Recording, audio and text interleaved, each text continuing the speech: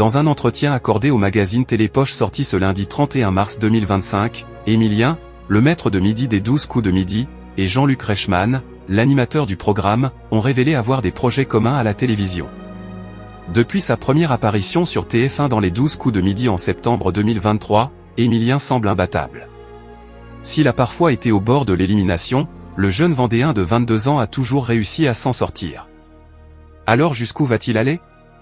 Personne ne le sait. Après 550 participations, Emilien a déjà indiqué que tant qu'il s'amusait, et c'est toujours le cas où il ne voyait pas de raison à ce qu'il quitte le jeu, même si certains internautes ont révélé souhaiter le voir partir. Ce jour arrivera et visiblement l'étudiant en histoire l'anticipe quand même puisqu'il a fait des révélations dans les colonnes du magazine Télépoche, paru ce lundi 31 mars 2025. Il était accompagné de l'animateur du jeu, Jean-Luc Reichmann, et le duo pourrait ne pas se quitter sitôt l'élimination du jeune homme. En effet, Emilien pourrait se rendre sur le plateau la série Léo Mattei, dans laquelle joue le présentateur, même s'il a indiqué que ce n'était pas d'actualité pour l'instant.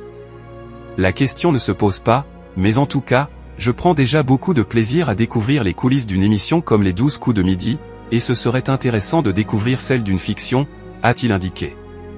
Quant à Jean-Luc Reichmann, il a confié « J'adorerais lui faire découvrir ce métier, comme je l'ai invité avec sa grand-mère et sa sœur à venir me voir au théâtre. J'adore l'idée de lui ouvrir des horizons. Fiction, documentaire, tout est possible, mais pour l'instant, on veut vivre pleinement l'aventure des 12 coups de midi. » Les 12 coups de midi, Emilien s'entraîne encore et toujours. En attendant de réfléchir à son avenir et même s'il a indiqué souhaiter reprendre ses études, Emilien reste concentré sur le jeu. Pour atteindre un tel niveau de maîtrise, le compagnon de Jessica, dont la cagnotte s'élève à plus de 2 millions d'euros, travaille sans relâche, notamment les sujets sur lesquels il est le moins à l'aise. Je travaille encore plus les thèmes qui m'intéressent moins. Je fais des fiches. J'ai dit à l'antenne que je n'avais pas vu un seul film avec Jean-Paul Belmondo. C'est une lacune que j'essaie de combler, a confié celui qui refuse de tricher et passe quand le public lui souffle la bonne réponse.